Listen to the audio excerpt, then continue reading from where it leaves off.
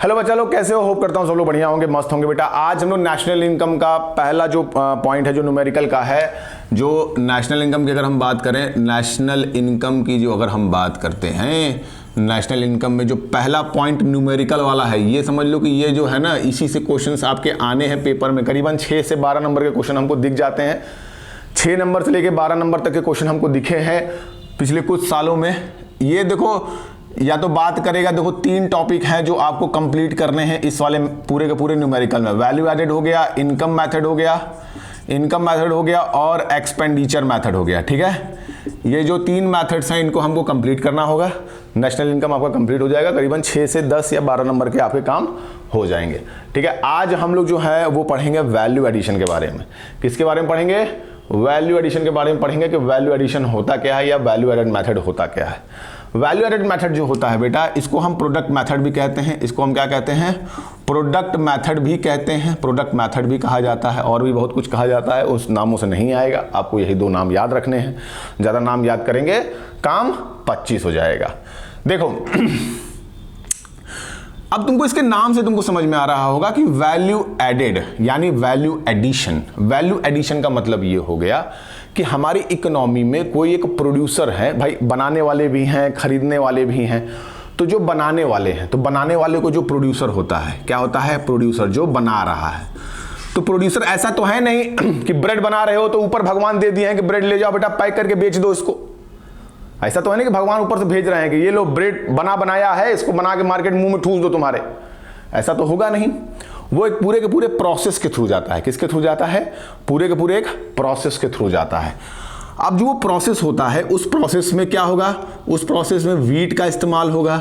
उस प्रोसेस में क्या इस्तेमाल होगा? फ्लावर का इस्तेमाल होगा। फ्लावर, पुष्पा वाला फ्लावर नहीं, ये मैदे वाला फ्लावर की बात हो रही है। उसके बाद से क्या होगा? ये बेकरी शॉप पे जाएगा, ये ब्रेड बनेगा, फिर न जाके कंज्यूमर के पास जाता है। एक कोई प्रोड्यूसर है जो ब्रेड बनाता है। क्या बनाता है? ब्रेड बनाता है। ठीक है, सबसे बेस्ट एग्जांपल है ये, हर किताब में तुमको मिलेगा, और इसी तरह इस हिसाब से समझ भी पाओगे। तो वीट है, फ्लावर है, ब्रेड है, और कहां तक पहुंचता है? कंज्यूमर तक पहुंचता है। वीट किसी प्राइस में मिला होगा, फ्लावर किसी प्राइस में मिला होगा, ब्रेड भी किसी प्राइस में मिला होगा। कहने का मतलब कि यहां से अगर उठ के यहां गया होगा तो कोई एक वैल्यू ऐड हुई होगी, यहां से यहां गया होगा तो कोई एक वैल्यू ऐड हुई होगी। इसी जो वैल्यू ऐड हुई है, इसी वैल्यू एडिशन को हमको निकालना होता है। यही हमको बताता है कि हमारी नेशनल इनकम में जो प्रोडक्ट तैयार हुए हैं उनकी एग्जैक्ट वैल्यू क्या है, और वो कितने रुपए से कितने रुपए तक गए हैं। ठीक है, एग्जाम्पल देखो। अब मान लो कोई वीट है बेटा, कोई वीट है, ये 10 रुपए का ये वीट बनाने का खर्च आता है। कितने का खर्च आता है बेटा? 10 रुपए बनाने का खर्च आता है इस वीट को। इस पे 10 रुपया जोड़ के 20 रुपए में हम क्या करते हैं? एक मिल वाले को बेच देते हैं। किसको बेच देते हैं? एक मिल वाले को बेच देते हैं। ये एक फार्मर था जिसने 10 रुपए लगा के वीट को उपजाया, और 10 रुपया जोड़ के 20 रुपए में किसको बेच दिया? एक मिल वाले को बेच दिया। मिल वाला क्या करता है? इस पे 30 रुपए का काम करता है। 30 रुपए का मतलब कि क्या करता है? उसको पीसता है, और उसका क्या बनाता है? उसका बनाता है क्या? उसका बनाता है फ्लावर, पुष्पा नहीं, मैदा बनाता है। और इसको इसमें जोड़ के, इसमें सब कुछ है, इसमें उसका बनाई का खर्च, उसका प्रॉफिट सब कुछ है। 50 रुपए में किसी बेकरी वाले को बेच देता है। किसको बेच देता है बेटा? बेकरी वाले को बेच देता है। ठीक, अब ये बेकरी वाला 50 रुपए का जो वो फ्लावर खरीदा था, उस पे 50 रुपए जोड़ के उसको बनाने का खर्च क्या बनाता है? ब्रेड बनाता है। क्या बनाता है? ब्रेड बनाता है। क्या बनाता है? ब्रेड बनाता है। और 100 रुपए में कंज्यूमर को बेच देता है। किसको बेच देता है? कंज्यूमर को बेच देता है। बात समझ में आई? 10 रुपए का गेहूं, उस पर 10 रुपया रखा, 20 रुपए में बेच दिया मिल वाले को। मिल वाले ने 30 रुपया रखा, उसको फ्लावर बनाया, बेच दिया 50 रुपए में बेकरी वाले को। बेकरी वाले ने 50 रुपया रखा और किसको बेच दिया? कंज्यूमर को बेच दिया। अब यहां से यहां तक आया तो इसमें कुछ ना कुछ वैल्यू ऐड हुई है, देख रहे हो, यहां पे ऐड हो गई, यहां पे ऐड हो गई, यहां पे ऐड हो गई। ठीक, यही बात करता है किसकी, यही बात करता है तुम्हारी वैल्यू एडिशन। आपको यह पता करना है कि टोटल आउटपुट में, मान लो कि मार्केट में कितने का बिक रहा था, 100 रुपए का बिक रहा था, तो ये जो 100 रुपए थे बेटा ना, यही कह रहे थे वैल्यू ऑफ आउटपुट। असली दाम कितना है उसका दाम बताइए। जो भी सामान तुम मार्केट में खरीदते हो, चाहे 10 रुपए का खरीदते हो, 20 रुपए का खरीदते हो, 100 रुपए, 200 रुपए, 300, 2 लाख, 4 लाख, 5 लाख, वो सब क्या बताते हैं, वो वैल्यू ऑफ आउटपुट बताते हैं। क्या बताते हैं, वैल्यू ऑफ आउटपुट बताते हैं। अब यहां तक इस 100 रुपए को पहुंचने में कुछ ना कुछ वैल्यू ऐड हुई है, कुछ ना कुछ वैल्यू ऐड हुई है। एक यहां पे ऐड हुई, देखो, उसके बाद यहां पे ऐड हुई, फिर उसके बाद यहां पे ऐड हुई। इसी को कहते हैं वैल्यू एडिशन। यही तुम्हारा क्या है, इंटरमीडिएट कंजम्पशन। ये क्या है, इंटरमीडिएट कंजम्पशन है, इंटरमीडिएट कंजम्पशन है। ये 10 रुपए, ये 30 रुपए और ये 50 रुपए। तो 10 30 कितना हो गया, 40 हो गया। 10 30 कितना हो गया, 40 हो गया। 40 और 50 कितना हो गया, 90 हो गया। तो इसका मतलब कि इसको बनाने का टोटल खर्च 90 रुपए, बचा कितना, 10 रुपए। यही जो 10 रुपए बचे, यही कहलाते हैं क्या, वैल्यू एडिशन। यही क्या कहलाता है, वैल्यू एडिशन कहलाता है। ठीक है, इसी को हम क्या कहते हैं, वैल्यू एडिशन कहते हैं। 10 रुपए का गेहूं 100 रुपए तक गया, उसमें कितनी वैल्यू ऐड हुई, कितना पैसा ऐड होता गया, उसी को हम क्या कहते हैं, वैल्यू एडिशन। तो इस पॉइंट से हमको 2 चीजें नजर आती हैं, उसको ध्यान से देखना। हमको 2 चीजें नजर आती हैं, क्या, देखो, इसको ध्यान से देखिएगा, एकदम दिल दिमाग सब कुछ खोल के।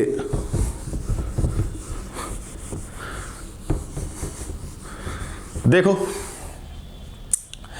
अब यहां से हमको एक चीज समझ में आती है कि वैल्यू एडिशन कहता है कि value of output, value of output minus intermediate consumption. क्या कहता है, माइनस इंटरमीडिएट कंजम्पशन। ठीक है, और वैल्यू ऑफ आउटपुट निकलता है हमारा sales plus change in stock, और स्टॉक हमारा निकलता है closing stock minus opening stock. ठीक है, अब ध्यान से सुनना। वैल्यू ऑफ आउटपुट मैंने तुमको बता दिया कि ये क्या होती है, मार्केट वैल्यू होती है गुड्स की। क्या होती है, मार्केट वैल्यू होती है किसकी, गुड्स की। ठीक है, वो कैसे पता चलेगी, वो पता चलेगी कि पूरा सेल्स कितना हुआ, कितना बेचे, कितना बेचे, उसी से तो पता चलेगा, और प्लस स्टॉक कितना है तुम्हारे पास। अब स्टॉक क्यों जोड़ते हो, देखो, तुम्हारे बगल में एक चचा जान मोहन चचा, कौन, मोहन चचा एक दुकान खोले हैं जनरल स्टोर की। किसकी, जनरल स्टोर की दुकान खोले हैं। ठीक, उनके यहां 31 जनवरी को जाते हो, सेशन एंड होता है, मान लो कि सेशन एंड होता है जनवरी से लेकर दिसंबर तक वाला। ठीक है, 1 जनवरी से लेकर 31 दिसंबर को एंड होता है। तुम 31 दिसंबर को गए, उनके यहाँ पहुंचे कि चचा ऐसा है कि काफी का पैकेट दे दीजिए, तो दे देते हैं तुमको। काफी का पैकेट लेते हो, घर चले जाते हो। तुम 1 जनवरी को फिर उनकी दुकान पे जाते हो, तो देखते क्या, तुम ये देखोगे कि वो अपना सारा माल एकदम रास्ते पर निकाल के माचिस मार रहे हैं, कह रहे हैं कि नहीं अब हम नहीं बेचेंगे, नया साल नया माल, नया साल आया है, नए माल से शुरुआत करेंगे हम, पुराना माल एक भी नहीं रखूंगा, पुराना स्टॉक की कोई जरूरत नहीं है। ऐसा होगा, नहीं होगा। वो 31 दिसंबर वाला माल भी 1 जनवरी को बेचेंगे, वो नवंबर वाला माल भी 1 जनवरी को बेचेंगे, अगर वो सूटेबल है बेचने के लिए। अगर वो जून जुलाई अगस्त का भी माल रहा और वो सूटेबल है बेचने के लिए, तो वो जनवरी में भी बेचेंगे। बात समझ में आई कि नहीं समझ में आई? इसीलिए हम स्टॉक को ऐड करते हैं। ये कैसे पता होगा? स्टॉक जनरली सबको पता है कि क्लोजिंग स्टॉक में से ओपनिंग स्टॉक को माइनस कर दोगे तो तुमको पता चल जाएगा कि स्टॉक की वैल्यू क्या है। ठीक, अब value of output minus intermediate consumption किया, sales plus change in stock किया, closing stock minus opening stock, ये तुम्हारा पूरा का पूरा निकल गया क्या? वैल्यू एडेड, पूरी की पूरी वैल्यू इसमें निकल गई। ठीक है बेटा, यही होता है आपका वैल्यू एडिशन। ठीक है, अब आगे ध्यान दीजिए, इस पे आगे ध्यान दो। अब देखो क्या होता है, अब तो तुमको पता चल गया कि वैल्यू एडिशन निकालने का फॉर्मूला होता है value of output minus intermediate consumption. Value of output निकलता है तुम्हारा sales plus change in stock की वजह से। ठीक है, तो हमारी इकोनॉमी में देखो जनरली इसको जीवीए भी कहा जाता है। इसको तुम क्या कह सकते हो, इसको तुम जीवीए भी कह सकते हो, या फिर इन सबको तुम जीडीपी एट एमपी भी बोल सकते हो। अभी यहां पहुंचेंगे, पहले इसको समझिए। अब हमारी इकोनॉमी में 3 सेक्टर होते हैं। क्या होते हैं? 3 सेक्टर होते हैं। पहला कौन सा होता है? पहला होता है प्राइमरी। पहला कौन सा होता है? प्राइमरी। दूसरा होता है सेकेंडरी, दूसरा होता है सेकेंडरी, और तीसरा क्या होता है? टर्शरी। तीसरा क्या होता है? टर्शरी होता है। इन तीनों सेक्टर में कोई ना कोई गुड्स तो तैयार होंगे ही। अरे दूध पी रहे हो, टिम्बर काट रहे हो, मिनरल इस्तेमाल कर रहे हो, प्राइमरी का हो गया। घड़ी यूज कर रहे हो, मोबाइल यूज कर रहे हो, कॉस्मेटिक यूज कर रहे हो, क्लोथ यूज कर रहे हो, सेकेंडरी हो गया। पिक्चर देखने जा रहे हो, बैंकिंग का इस्तेमाल कर रहे हो, ट्रांसपोर्टेशन का इस्तेमाल कर रहे हो, किसका हो गया? टर्शरी का हो गया। तो इन सबके तीनों गुड्स तो कुछ ना कुछ इस्तेमाल कर ही रहे हो। इन तीनों गुड्स को जब हम जोड़ देते हैं, क्या करते हैं? इन तीनों गुड्स के अलग अलग क्या निकलेंगे? वैल्यू एडिशन निकलेंगे। इन तीनों गुड्स के क्या निकलेंगे? अलग अलग वैल्यू एडिशन निकलते हैं। ठीक है, प्राइमरी का अलग निकलेगा, सेकेंडरी का अलग निकलेगा, और टर्शरी का अलग निकलेगा। उन तीनों को जब जोड़ोगे कह सकते हो क्या? जीवीए। अब याद रखिएगा कि वैल्यू एडिशन को जीवीए भी कहा जाता है, ग्रॉस वैल्यू एडेड। ठीक है, वैल्यू एडिशन को हम जीवीए भी बोलते हैं, और हम इसको जीडीपी एट एमपी पे भी निकालते हैं। तो इसमें कंफ्यूज मत होना कि जीवीए दे दिया सर, जीवीए का ही मतलब हो गया ग्रॉस वैल्यू एडेड। ठीक है, अब चाहे वो जीवीए किसका हो? प्राइमरी सेक्टर का हो, किसका हो? प्राइमरी सेक्टर का हो, प्राइमरी सेक्टर का हो। वो जीवीए या तो सेकेंडरी सेक्टर का हो, या तो सेकेंडरी सेक्टर का हो, या वो जीवीए किसका हो? टर्शरी सेक्टर का हो, टर्शरी सेक्टर का हो। किसका हो? टर्शरी सेक्टर का हो। इन तीनों को जब आप जोड़ते हैं, क्या जोड़ते हैं? Value addition. जब इन तीनों को ही जोड़ते हैं तो आपका निकलता है जीडीपी एट एमपी। क्या निकलता है बेटा? जीडीपी एट एमपी निकलता है। ठीक है, अब तुमको नेशनल इनकम निकालना है। क्या निकालना है? नेशनल इनकम निकालना है। ठीक है, gross domestic product at market price दिया हुआ है, तुमको एनएनपी एट एफसी तक जाना है। कहां तक जाना है? एनएनपी एट एफसी तक जाना है। जीडीपी एट एमपी तुम्हारा निकल गया।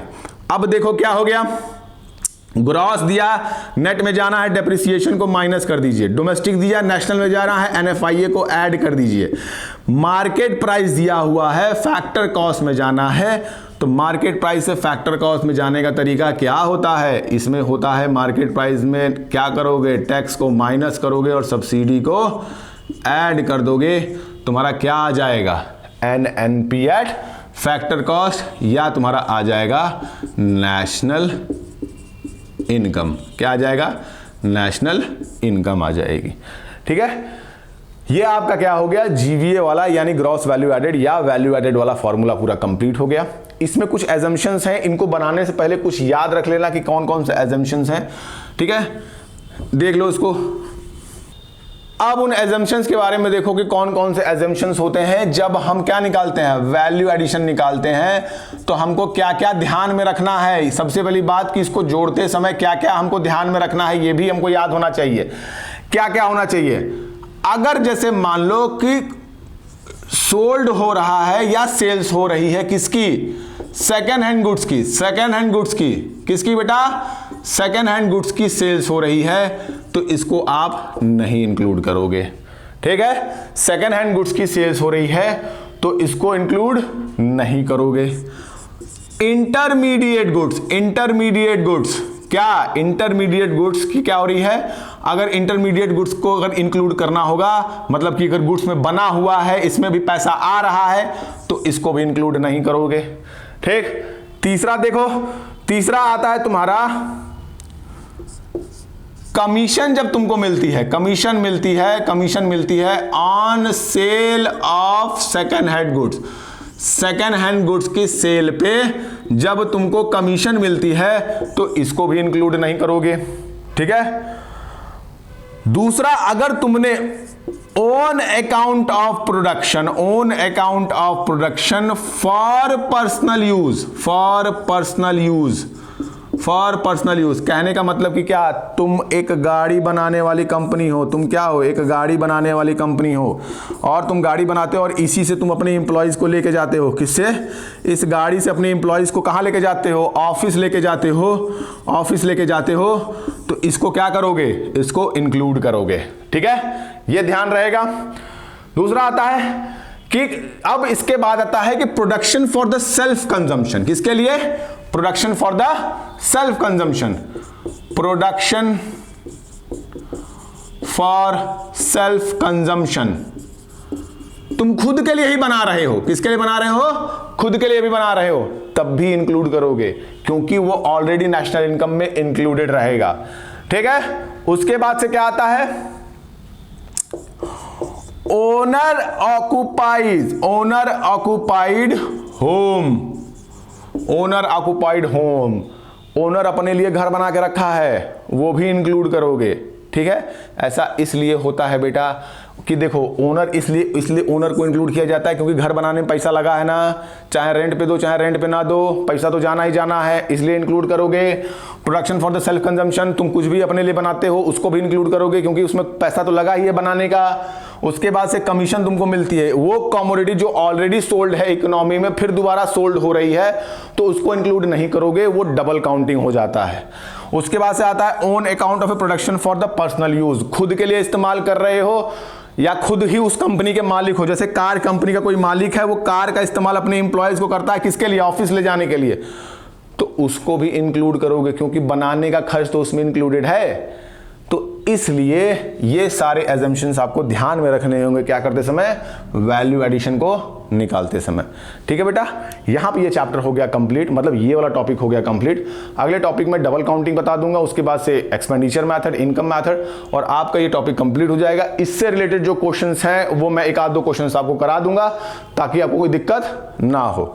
ठीक है, इसके बाद अगर जीडीपी एमपी का जो मामला है या नेशनल इनकम का जो मामला है उसके वीडियोस मैं यहां लगा दूंगा, आप उसको देख लीजिएगा, आपके कॉन्सेप्ट्स आपके क्लियर हो जाएंगे। जीडीपी एमपी के या एनडीपी एनडीपी के, नेशनल इनकम का क्या होता है, ग्रॉस डोमेस्टिक, और ये सब के वीडियोस मैं यहाँ लगा दूंगा। इससे क्या होगा कि अगर ये वीडियो देख रहे हो तो वो वीडियो पहले तुमको जानना होगा, देखना होगा, तब जाके इस मामले पे तुम उसको समझ पाओगे। ठीक है, तो उसको देख लो, उसको देख लो, तुम्हारा पूरा का पूरा मैटर क्लियर हो जाएगा। ठीक है बेटा, चलो ठीक है, ठीक है, अच्छा लगे तो लाइक करो, शेयर करो, सब्सक्राइब करो, और यार अपने दोस्तों से थोड़ा सा बांटो इसको। ठीक है बेटा, थोड़ा सा प्यार मोहब्बत होना चाहिए हमारे तुम्हारे बीच में।